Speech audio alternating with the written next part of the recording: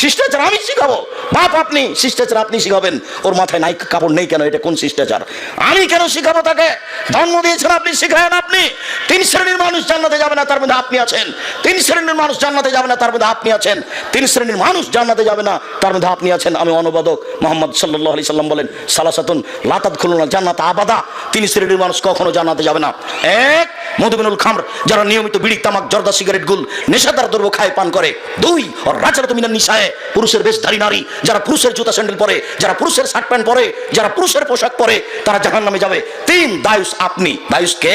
আল্লাযী ইউকিরু ফি আহলিল খাবাসা, যে তার বাড়িতে বেহায়ার সুযোগ দিয়েছে, সে হলো দায়ুস। এই মেয়ে, বোকা মেয়ে, তুমি ক্লাস 10-এ পড়ো, তোমার লজ্জা হয় না কেন? এদিকে শোনো, কথা বলছো কেন?